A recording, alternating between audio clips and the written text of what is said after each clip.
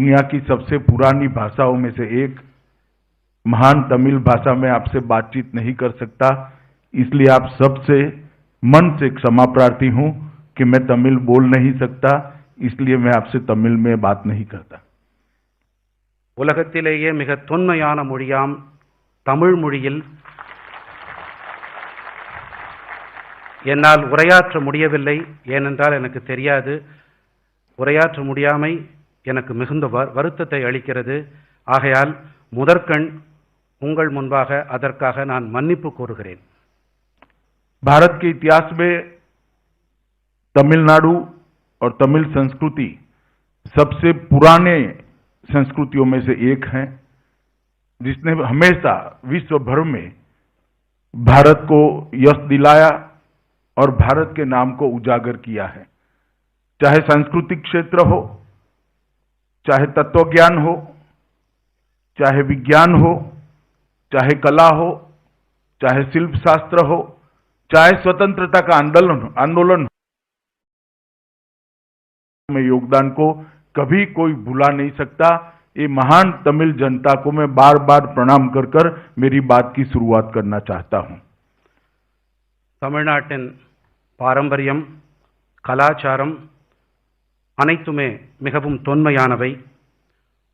உலக கலாச்சாரத்திற்கும் உலக விழுமியங்களுக்கும் தமிழ்நாட்டின் கலாச்சாரம், தத்துவங்கள், அறிவியல், கலை, சுதந்திர போராட்டத்திற்கும் தமிழர்களின் பங்களிப்பு மிக மகத்தானது. இதை யாராலும் மறக்க முடியாது. அதற்கு நான் தலை வணங்குகிறேன். मित्रों, आज यहां आकर तमिलनाडु के अनेक विध डेवलपमेंटल प्रोजेक्ट का भूमि पूजन और लोकार्पण का कार्यक्रम मुख्यमंत्री और उप मुख्यमंत्री के साथ में हुआ है। महान एमजीआर और लोकनेत्री जयललिता जी के नेतृत्व में तमिलनाडु ने जिस तरह से विकास किया था, मुझे भरोसा है कि पलानीस्वामी जी के नेतृत्व में तमिलनाडु इसी रास्ते पर आगे बढ़कर देश का सबसे अच्छा राज्य बन सकता है। தமிழ்நாடு மாண்புமிகு தமிழ்நாடு முதலமைச்சர் மற்றும் துணை முதலமைச்சர் தலைமையில் மிகுந்த முன்னேற்றம் கண்டு வருகிறது. மறைந்த முன்னாள் முதலமைச்சர் புரட்சி தலைவி அம்மா அவர்களுடைய வழிகாட்டுதலின்படி தற்போதைய முதலமைச்சர் ஐயா அவர்களுடைய வழிகாட்டுதலில் இந்த ஆட்சி தொடரும், அதே போல சிறப்பாகவே இருக்கும் என்று எனக்கு நம்பிக்கை இருக்கிறது. लगभग 70,000 करोड़ रुपए का 70,000 करोड़ रुपीस के अलग अलग प्रोजेक्ट्स का आज या तो लोकार्पण हुआ है या तो भूमि पूजन हुआ है और तमिलनाडु के चहुमुखी विकास के अंदर एक गति देने का काम इस छोटे से हॉल के कार्यक्रम के माध्यम से हुआ है। 1000 கோடி ரூபாய்களுக்கான அடிக்கல் நாட்டு விழா அல்லது திட்டங்கள் நிறைவு விழா இன்று நடைபெற்றிருக்கிறது. मित्रों, अभी अभी पूरा देश और दुनिया कोविड-19 के प्रकोप से लड़ाई कर रहा है।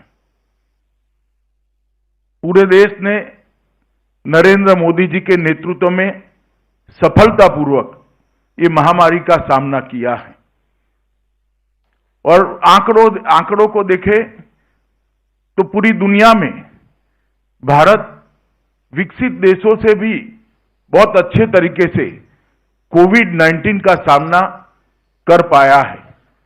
इसका मुख्य कारण है दुनिया भर के अंदर कोविड-19 के खिलाफ सरकारें लड़ती थी, सरकारी मशीनरी लड़ती थी।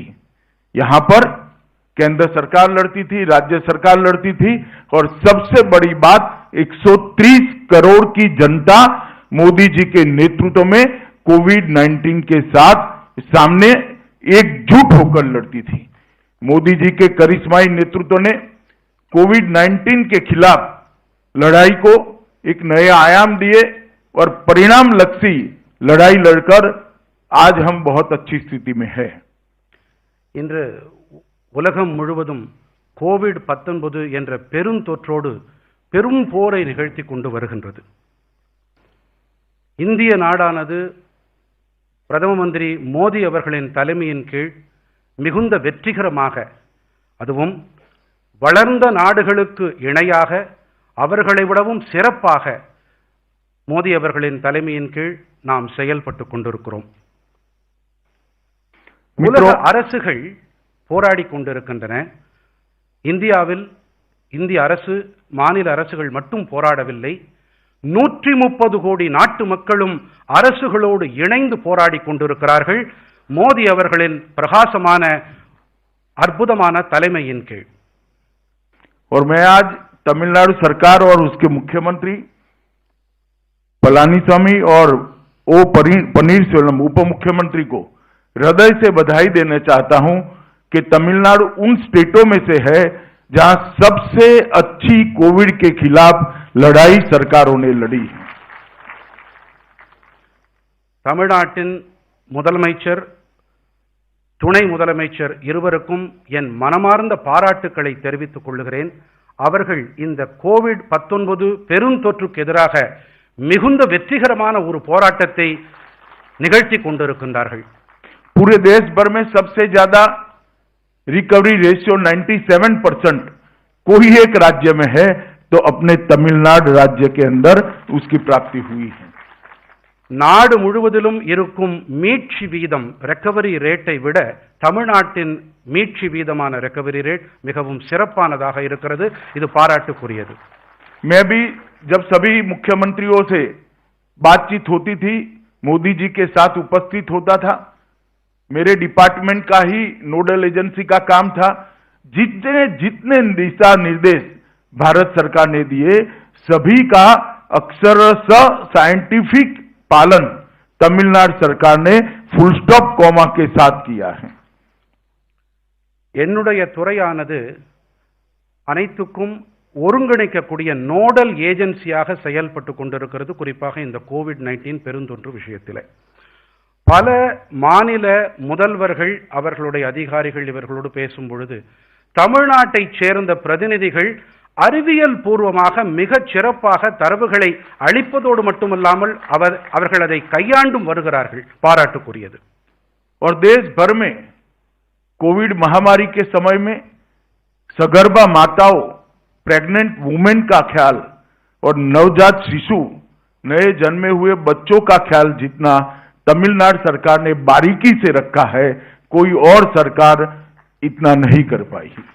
நாடு முழுவதிலும் குறிப்பாக இந்த காலகட்டத்திலே கர்ப்பிணி பெண்கள் மற்றும் புதிதாக பிறந்த சிசுக்களின் பராமரிப்பு தமிழ்நாட்டை போல எந்த ஒரு மாநிலத்திலும் இப்படிப்பட்ட பராமரிப்பு அளிக்கப்படவில்லை.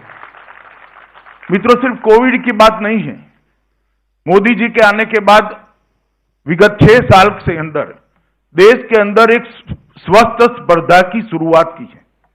सुशासन के लिए, गुड गवर्नेंस के लिए हमारे सभी राज्यों के अंदर एक स्पर्धा होती है और हर साल भारत सरकार एक टेबल डिक्लेयर करती है कि सुशासन के अंदर तालिका में सबसे ऊपर राज्य कौन सा है.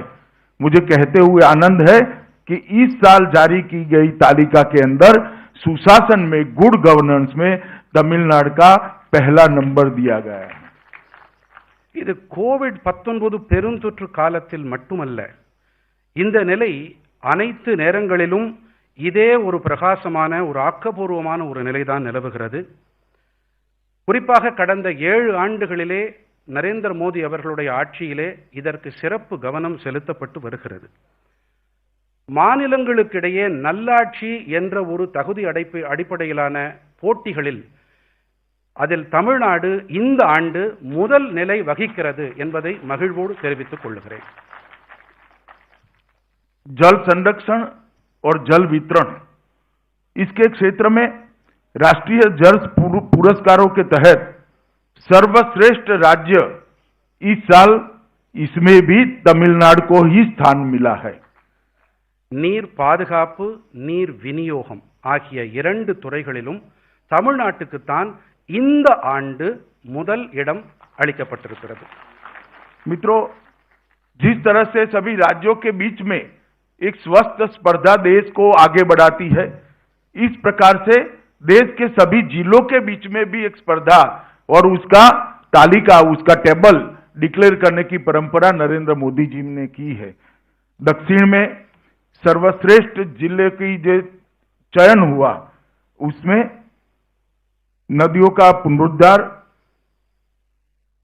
के बारे में तमिलनाडु को पहला और द्वितीय दोनों स्थान वेल्लोर और करूर जिलों को मिला है। यह भी तमिलनाडु के लिए बहुत बड़ी उपलब्धि है।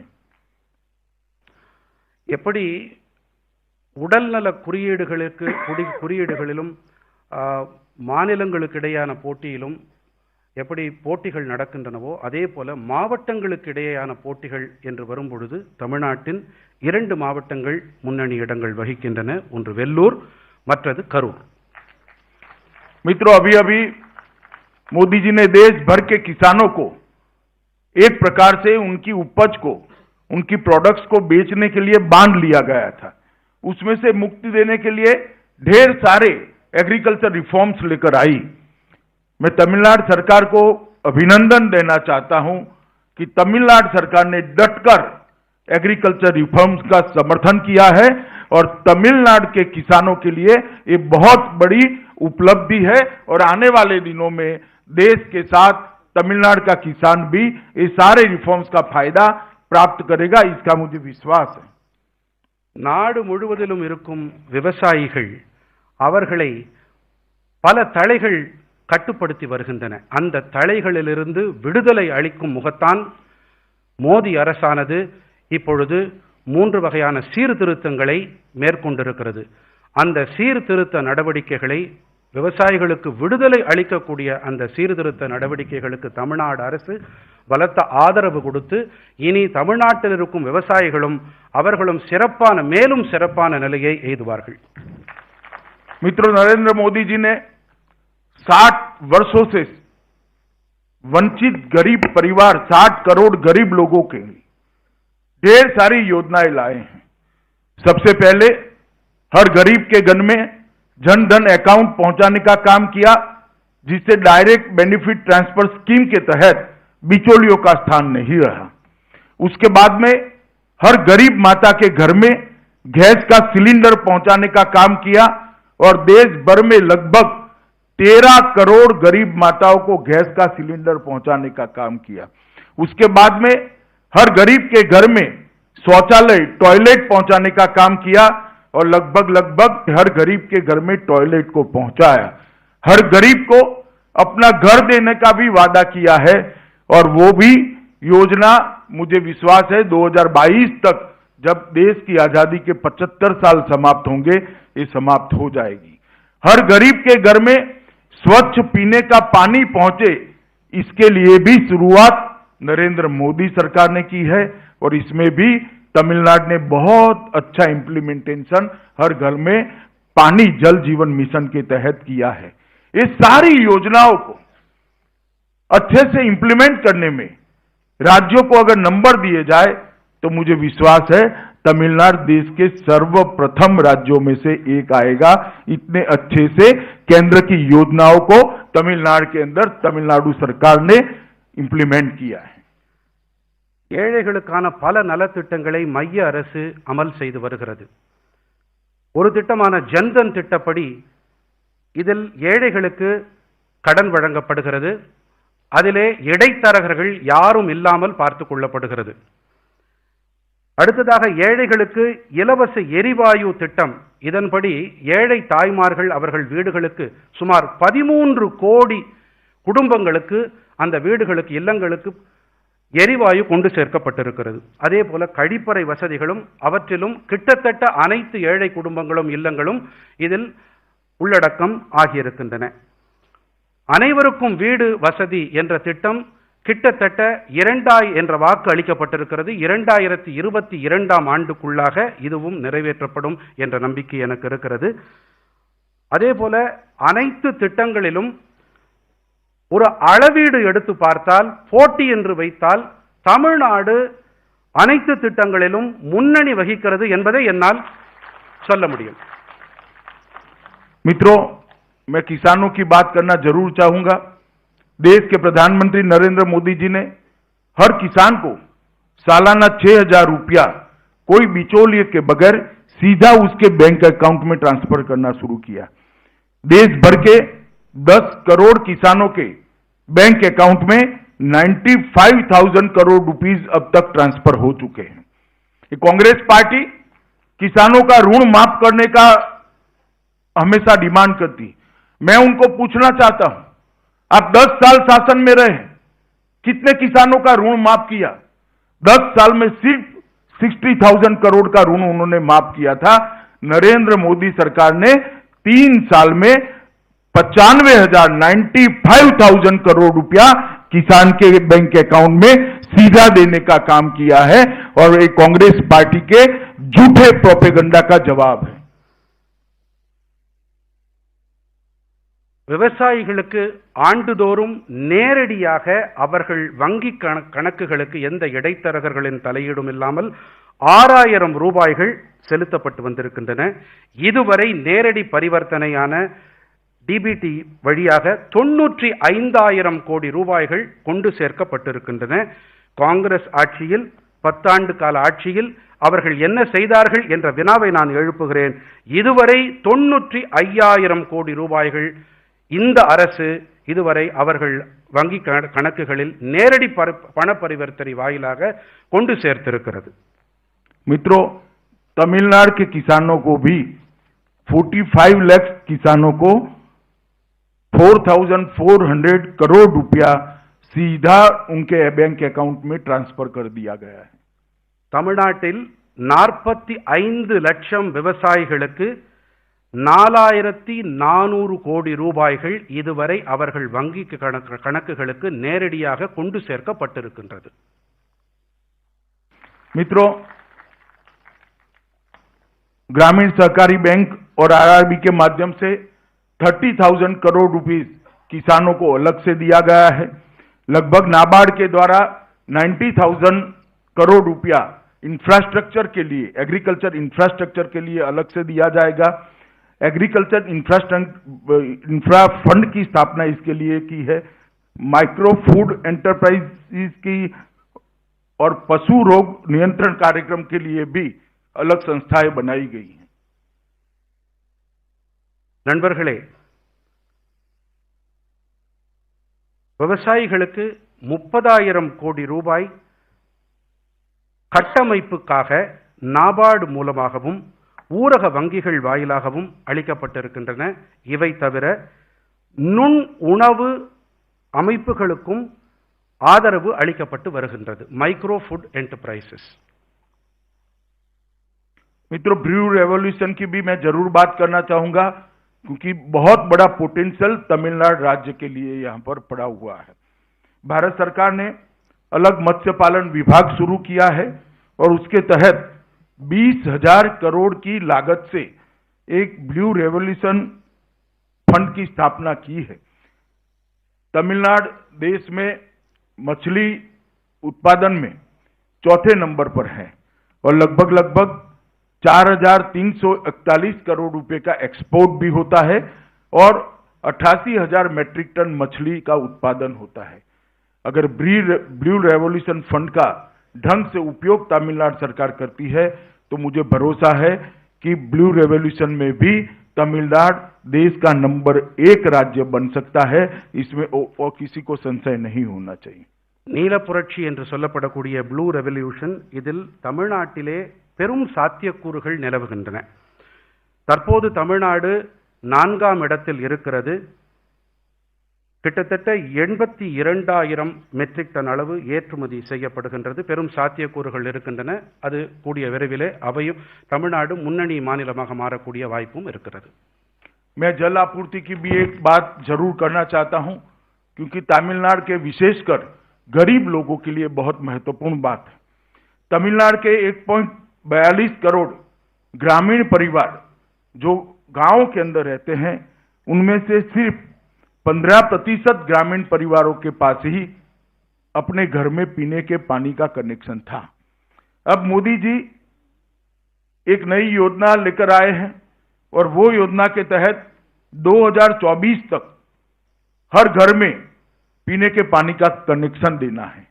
और मैं तमिलनाडु सरकार को अभिनंदन करना चाहता हूं कि 1,20,00,000 परिवारों को 2024 तक 100% पीने का पानी घर में पहुंचाने की योजना उन्होंने बनाई है और उसमें से 9 लाख लोगों को, 9 लाख परिवारों को पीने का पानी घर में पहुंचाने का काम समाप्त भी कोविड होने के बावजूद कर चुके हैं।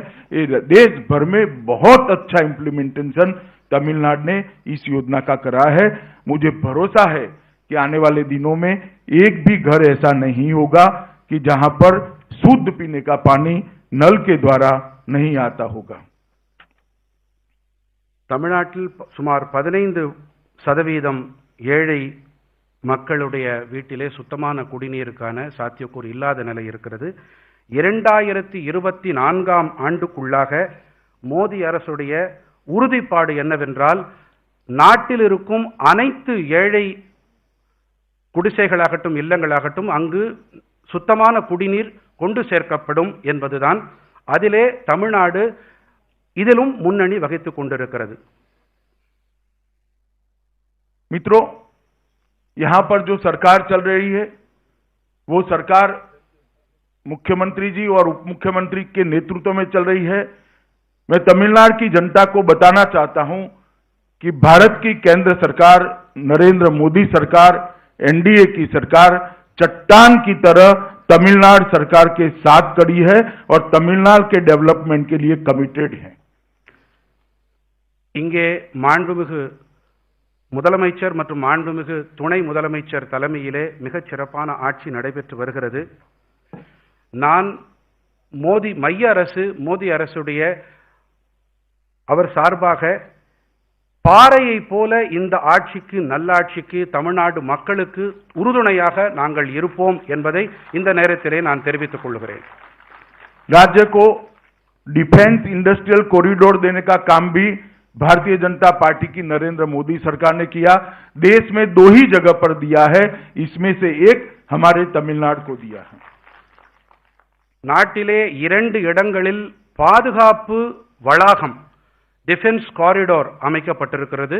ஒன்று உத்தரப்பிரதேசத்தில், மற்றது தமிழ்நாட்டில். அது இந்த திட்டத்தையும் தமிழ்நாட்டிலே துவக்கியது மோடி அரசுதான்.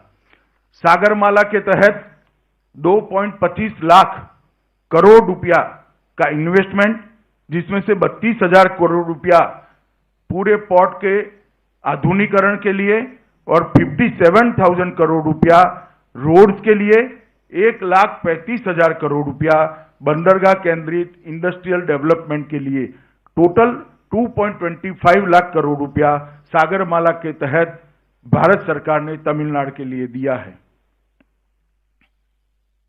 சாகர்மாலா திட்டத்தின்படி தமிழ்நாட்டுக்கு 2.25 லட்சம் கோடி ரூபாய்கள் ஒதுக்கீடு செய்யப்பட்டிருக்கின்றன. இதில் துறைமுக கட்டமைப்புக்காக 1,35,00,000 ரூபாயும், சாலைகளுக்காக 57,000 கோடி ரூபாய்களும் அளிக்கப்பட்டிருக்கின்றன. मित्रों, मदुरई के अंदर 1264 करोड़ की इन्वेस्टमेंट से एम्स का शिलान्यास प्राइम मिनिस्टर ने कर दिया है। மதுரையில் 12,460 கோடி ரூபாய் செலவில் எய்ம்ஸ் மருத்துவமனைக்கான அடிக்கல் நாட்டு விழா செய்யப்பட்டிருக்கிறது. East Coast Road 13,795 crore rupees की लागत से काम शुरू हो चुका है। கிழக்கு கடற்கரை சாலையில் சுமார் 7,700 கோடி ரூபாய் செலவிலான பணிகள் துவங்கியாகிவிட்டன. भारत के महान राष्ट्रपति एपीजे अब्दुल कलाम मेमोरियल का उद्घाटन भी श्री नरेंद्र मोदी जी ने यहां पर ही, तमिलनाडु की धरती पर ही, रामेश्वरम में किया है।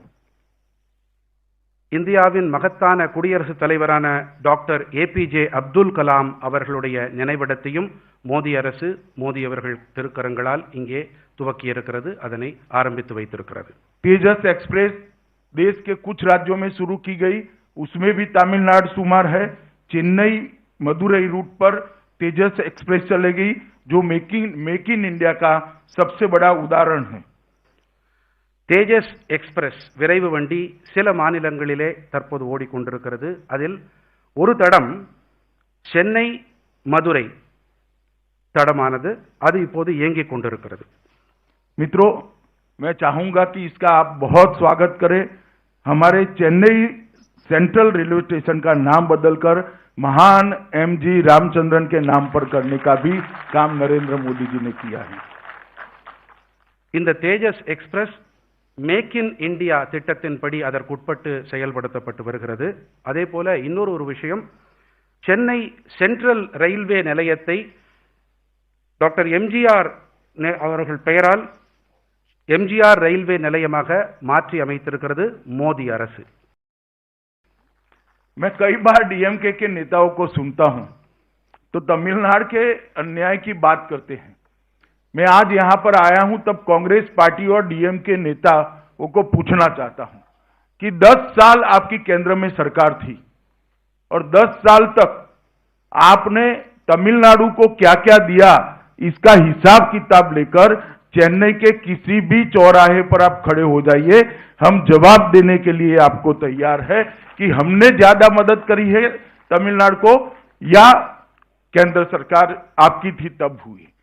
और हम बड़ी विनम्रता के साथ कहते हैं कि हमने जो तमिलनाडु को योजनाएं दी है, रुपया दिया है, ये कोई तमिलनाडु को हेल्प करने के लिए नहीं दिया है, ये तमिलनाडु का अधिकार है जो आज तक नहीं मिलता था। नरेंद्र मोदी जी ने वो अधिकार यहां तक पहुंचाने का काम किया है। திராவிட முன்னேற்ற கழக தலைவர்கள் அடிக்கடி தமிழ்நாட்டுக்கு மைய அரசு அநீதி இழைத்திருக்கிறது என்று கூறுவார்கள். நான் அவர்களிடம் இங்கே சென்னைக்கு வந்திருக்கிறேன், இங்கு அவர்களிடம் ஒரு கேள்வி கேட்க விரும்புகிறேன். 10 ஆண்டுகளிலே நீங்கள் மைய அரசிலே ஆட்சி வகித்தீர்கள், அங்கம் வகித்தீர்கள். நீங்கள் இதுவரை தமிழ்நாட்டுக்கு என்ன செய்திருக்கிறீர்கள் என்று பட்டியலிடுங்கள். எங்கள் தரப்பிலே மிகவும் பணிவோடு நான் நாற்சந்தியிலே நின்று கொண்டு நான் பட்டியல் கொடுக்க தயாராக இருக்கிறேன். நீங்கள் அதற்கு பதில் கொடுக்க தயாரா? मित्रों, मैं एक ही आंकड़ा देना चाहता हूं। जब केंद्र में अंतिम बार बजट पेश किया डॉक्टर मनमोहन सिंह की सरकार ने 2013-14 में 13-14 के बजट में तमिलनाडु के लिए 16,155 करोड़ रुपीस का प्रोविजन किया था और हमने जो बजट अभी अंतिम दिया उसमें 16,000 से बढ़ाकर 16,000 से इंक्रीज कर 32,850 करोड़ रुपया तमिलनाडु के लिए दिया है और योजनाओं का पैसा अलग से है। ஒரே ஒரு புள்ளி விவரம் மட்டுமே இங்கு அளிக்க விரும்புகிறேன். 13-14 நிதியாண்டுக்கான வரவு செலவு திட்ட அறிக்கையிலே தமிழ்நாட்டுக்கு மன்மோகன் சிங் அரசானது 16,155 கோடி ரூபாய்களுக்கான ஒதுக்கீட்டை செய்தது. கடந்த பட்ஜெட்டிலே வரவு செலவு திட்ட அறிக்கையிலே இந்த அரசானது 32,850 கோடி ரூபாய்களுக்கான ஒதுக்கீடை செய்திருக்கிறது. திட்டங்களுக்கும் மற்ற விஷயங்களுக்கும் தனியாக ஸ்கீம்ஸ் அண்ட் ப்ராஜெக்ட்ஸ், அதற்காக திட்டங்களுக்கு தனியாக ஒதுக்கீடு நடக்கிறது. मित्रों, प्रधानमंत्री गरीब कल्याण योजना के तहत तमिलनाडु के लोगों को कोविड-19 के कालखंड के अंदर 4,300 करोड़ रुपीस सीधा उनके बैंक अकाउंट में सहायता के रूप में भारत सरकार ने प्रधानमंत्री मोदी जी ने भेजा है। இந்த கோவிட்-19 பெருந்தொற்று இதனை ஒட்டி நேரடி பண பரிவர்த்தனை வாயிலாக தமிழ்நாட்டு மக்களுக்கு கிட்டத்தட்ட 4,500 கோடி ரூபாய்கள் அவர்களுக்கு கொண்டு சேர்க்கப்பட்டிருக்கின்றன. मित्रों, लगभग 108 करोड़ किलो खाद्यान्न तमिलनाडु के गरीबों को विगत 4 महीने के अंदर प्रधानमंत्री जी की ओर से भेजा गया है। 108 करोड़ किलो 108 கோடி கிலோ அளவிலான உணவு தானியங்கள் கடந்த 4 மாதங்களிலே தமிழ்நாட்டு மக்களுக்கு மோடி அரசால் கொண்டு சேர்க்கப்பட்டிருக்கின்றது. लगभग 3.33 करोड़ लाभार्थियों को 3.33 करोड़ किलोग्राम दाल का वितरण किया गया है। 3.36 கோடி அளவிலான பருப்பு வகைகள் இதே காலகட்டத்திலே விநியோகம் செய்யப்பட்டிருக்கின்றன ஏழை மக்களுக்கு.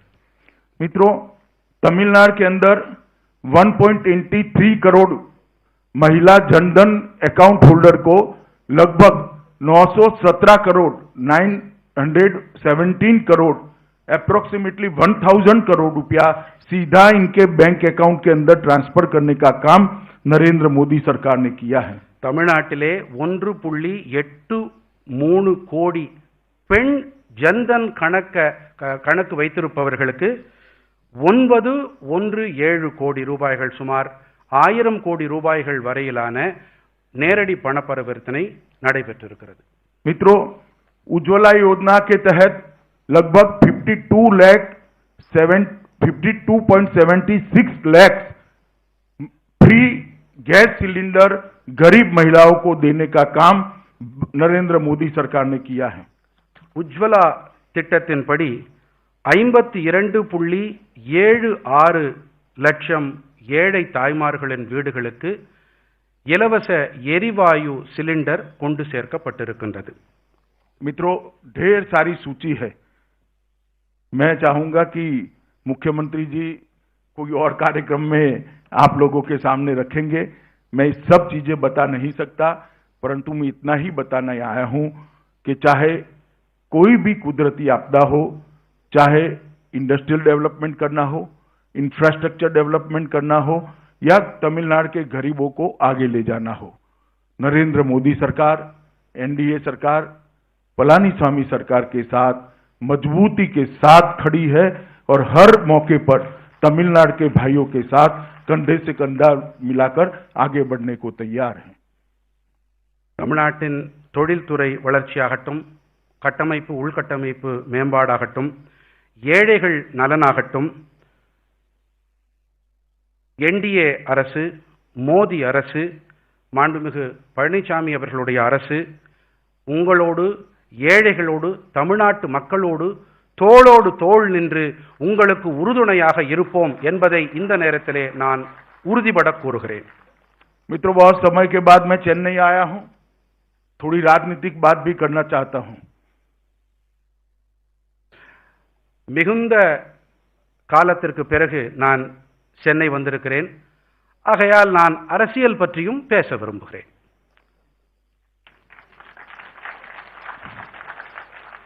नरेंद्र मोदी जी के राष्ट्रीय राजनीति में आने के बाद देश भर में भ्रष्टाचार, परिवारवाद और जातिवाद, ये तीनों को समाप्त करने की एक लड़ाई लड़ी है नरेंद्र मोदी जी ने। भ्रष्टाचार और जातिवाद की बात बाद में करूंगा, पहले मैं परिवारवाद की बात करना चाहता हूं। देश भर में अलग अलग राज्यों में जब जब चुनाव आया, मोदी जी के नेतृत्व में हम चुनाव लड़े और हर राज्य से परिवारवादी पार्टियों को चुनाव में करारी हार सहन करनी पड़ी है। अब तमिलनाडु की बारी है, यहां पर भी एक परिवारवादी पार्टी चलती है जो डेमोक्रेटिक वैल्यूज पर नहीं चलती, परिवार को ही आगे बढ़ाकर अपनी राजनीति करती है। मुझे पूरा भरोसा है कि यहां पर आने वाले चुनाव में जब चुनाव होगा तब परिवारवादी शक्तियां समाप्त हो जाएगी और लोकतांत्रिक शक्तियां, डेमोक्रेटिक शक्तियां आगे बढ़ेगी। தமிழ்நாட்டிற்கு நான் வந்திருக்கும் இந்த வேளையிலே ஒரு விஷயத்தை நினைவுகூர விரும்புகிறேன்.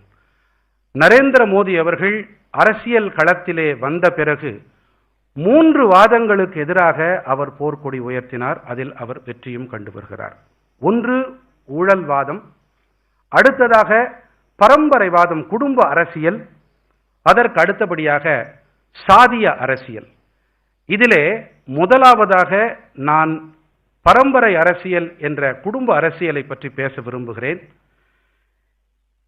குடும்ப அரசியல் நடத்தி வரும் இங்கே சில கட்சிகள், அவர்களை போன்ற குடும்ப அரசியலை நாடு முழுவதும் நடத்தி கொண்டிருக்கும் தேசிய மாநில கட்சிகளுக்கு மக்கள் சரியான பாடத்தை புகட்டி கொண்டிருக்கின்றார்கள். அதே பாடம் தமிழ்நாட்டிலும் புகட்டப்படும் என்பது என் உறுதியான நம்பிக்கை. और मित्रों, बड़ा आश्चर्य होता है जब कांग्रेस और डीएमके के मित्र भ्रष्टाचार की, करप्शन की बात करते, जिनके नेतृत्व में 2G स्कैम हुआ, लाखों करोड़ों रुपए का भ्रष्टाचार हुआ, उनको क्या अधिकार है भ्रष्टाचार के लिए, करप्शन के लिए बोलने का? நண்பர்களே, எனக்கு ஒரு விஷயம் ஆச்சரியத்தை ஏற்படுத்துகிறது. காங்கிரஸ், திராவிட முன்னேற்ற கழகம் ஆகிய இவர்களுடைய கூட்டாட்சி இருக்கிறதே, இவர்கள் ஊழலுக்கு எதிராக பேசுகின்றார்கள். ஊழலுக்கு எதிராக பேசுவதற்கு இவர்களுக்கு என்ன அருகதை இருக்கிறது, அதிகாரம் இருக்கிறது? 2G அலைக்கற்றை மட்டுமல்லாமல் ஏகப்பட்ட கோடிக்கணக்கான ரூபாய் பெருமானம் உள்ள ஊழல்களை செய்தவர்கள், அவர்களுக்கு ஊழலுக்கு எதிராக பேச்சு பேச அவர்களுக்கு என்ன அருகதை இருக்கிறது? मैं इतना ही कहना चाहता हूं कि भ्रष्टाचार के आरोप लगाने के पहले अपने परिवार में क्या हुआ है उसका कच्चा चिट्ठा एक बार देख लीजिए, कभी आप भ्रष्टाचार का नाम नहीं लोगे. ஊழல் குற்றச்சாட்டை நீங்கள் வைப்பதற்கு முன்பாக தயவு செய்து உங்கள் பின்னே உங்கள் குடும்பத்தை சற்றே திரும்பி பாருங்கள். அதற்கு பிறகு ஊழல் எது, ஊழல் இன்மை எது என்பது உங்களுக்கு புரியும். मित्रों, मोदी जी के नेतृत्व में गरीब कल्याण की दिशा में देश बहुत आगे बढ़ा है. 60 करोड़ लोगों के जीवन के अंदर एक परिवर्तन लाने की शुरुआत की है. मोदी जी के नेतृत्व में पूरे विश्व के अंदर देश को एक सम्मान मिला है. पूरे विश्व का देश को देखने का नजरिया बदला है. मोदी जी के नेतृत्व में इस देश की सीमाओं को सुरक्षित करने का काम भी नरेंद्र मोदी जी ने किया है. अब तमिल मछुआरों के सामने कोई आंख उठाकर देख नहीं सकता. उनकी सब कठिनाइयों को जानकर मोदी जी उनको वापस लाने के लिए सदैव तत्पर है. ஏழைகள் நலனிலே மோடி அரசு மிகுந்த கவனத்தை செலுத்தி வருகிறது. தமிழ்நாடு மீனவர்கள் இன்று அச்சமில்லாமல் இருக்கிறார்கள். ஒருவருக்கு கூட பாதிப்பு என்று இங்கே யாரும் வந்து கேட்பதில்லை. அதே போல உலக நாடுகள் இந்தியாவை பார்க்கும் கண்ணோட்டத்தையே மோடி அவர்கள் மாற்றி அமைத்திருக்கிறார். और मोदी जी जब श्रीलंका गए तब भी जाफना को नहीं भूले. वहां तमिल बस्तियों में जाकर अपने भाइयों बहनों को मिले और उनको आवास देने का, निर्माण का प्रोजेक्ट का शिलान्यास किया. लगभग 50,000 से ज्यादा तमिल परिवारों को लंका के अंदर आवास मिलने हैं और क्षतिग्रस्त मंदिरों को भी पुनर्निर्माण का काम शुरू होना है. யாழ்ப்பாணம் சென்ற மோடி அவர்கள் அங்கே கூட வீடு இழந்த சுமார் 50 லட்சம் தமிழர்களுக்கு வீடுகளை கட்டி கொடுக்கும் ஏற்பாடுகளை செய்திருக்கிறார். அவர்களுக்கு அங்கு பாதுகாப்பு, யாழ்ப்பாண தமிழ் சகோதர சகோதரிகளுக்கு அங்கே இல்லங்கள் இருக்கின்றன. அதே போல உலகம் மோடி அவர்கள் காரணமாக உலகத்திலே இந்திய நாட்டுக்கு ஒரு நன்மதிப்பு ஏற்பட்டிருப்பதோடு நமக்கு பாதுகாப்பும் இப்பொழுது நல்ல பாதுகாப்பும் கிடைக்கிறது. और मित्रों, मोदी जी के नेतृत्व में हमारे सुरक्षा बलों का हौसला भी मजबूत है. मैं परसों की ही बात करना चाहता हूं. पड़ोस के देश से भेजे गए 4 आतंकवादी बहुत बड़ी घटना को अंजाम देना चाहते थे. उनको पकड़ लिया गया, रास्ते में रोका गया और चारों के चारों बहुत बड़े असले के साथ, बहुत हथियारों के साथ एनकाउंटर में मारे गए. मोदी जी के नेतृत्व में सुरक्षा बलों का जो हौसला मजबूत हुआ है, मैं आज उन सभी सुरक्षा बलों के जवानों का अभिनंदन करना चाहता हूं जिन्होंने अपनी जान की बाजी लगाकर देश को सुरक्षित किया है. और मुझे भरोसा है कि मोदी जी के नेतृत्व में देश की सीमाएं सुरक्षित रहेगी, देश विकास के रास्ते पर आगे भी बढ़ेगा और दुनिया भर में भारत का नाम और सम्मान दोनों आसमान के छूते हुए नजर आएंगे. मैं आज यहां से तमिलनाडु की जनता को अनंत अनंत शुभकामनाएं आज जो प्रोजेक्ट्स हुए हैं इसके लिए देना चाहता हूं. मुख्यमंत्री जी, उप मुख्यमंत्री जी, इनके साथी मंत्री सभी को भी हृदय से बहुत बहुत शुभकामनाएं देकर मेरी बात को समाप्त करना चाहता हूं. भारत माता की जय.